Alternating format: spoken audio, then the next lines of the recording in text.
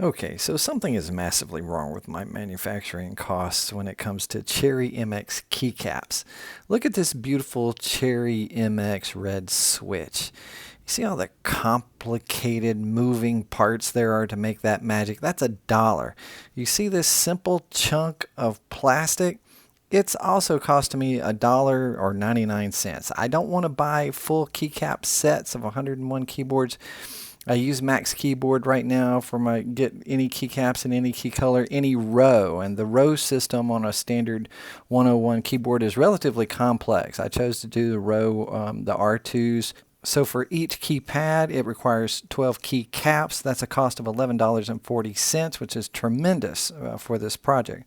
And crazy because I can go to Best Buy, I can buy a keyboard for $99.99, and if I had to recreate that, it would cost me $95.95 in keycaps alone. It's crazy. Anyway, any ideas?